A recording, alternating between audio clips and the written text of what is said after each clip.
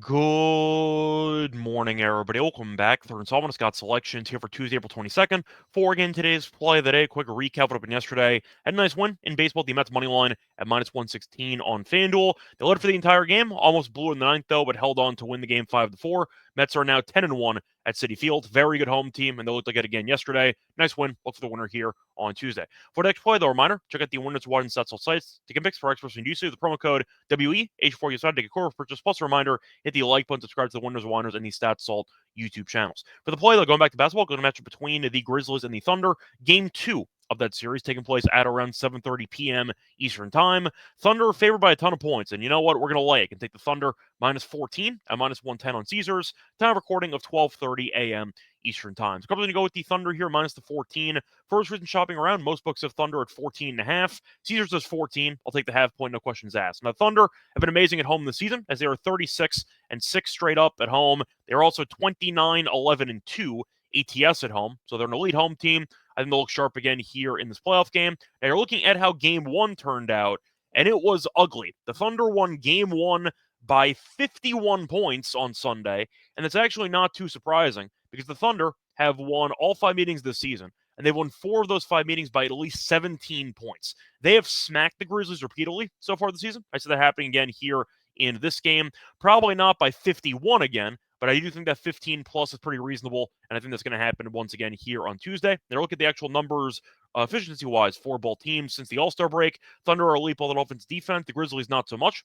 Since the All-Star break, Thunder ranked first in offensive rating in the league. Grizzlies ranked 16th. And since the All-Star break, Thunder ranked 6th in defensive rating, while the Grizzlies do rank 18th. Plus, the main issue for the Grizzlies, besides the fact it's a bad matchup, is how Game 1 unfolded because the Thunder won by 51 points again, and they ended up scoring 131.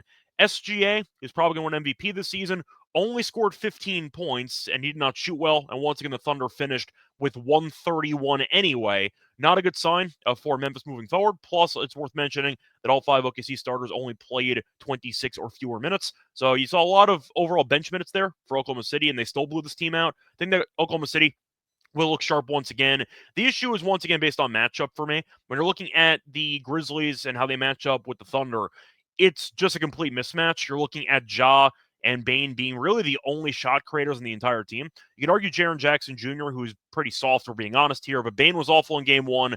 Ja's not a great jump shooter, and you're looking at all the defensive options the Thunder have on the perimeter. You have Caruso, you have Dort. If you want to throw in Case and Wallace in there, J-Dub, you have a lot of options, not to mention the rim protection with Hartenstein and with Chet. Just feels like a really bad matchup for Memphis, and I see another route here in game 2. This might be an easy 4-game sweep for OKC. We'll see. The point is, I do think OKC should look sharp at home in this game. And one concern might be for the Thunder is the actual, I'd say, motivation focus, because they just won game 1 by 50 plus. So you might be worried that they might be overlooking this team now. According to Hartenstein, not the case, because according to Hartenstein, after game 1, he said, quote, "We're not going to come in acting like we won the last game by 50. We're coming in hungry." I do like the idea of the Thunder maintaining focused, or should say keeping their focus in this game for game 2. And I do think you're looking at the quotes from the Grizzlies after that loss, and Aldama had some pretty telling quotes to me because he said, quote, "They're a great team.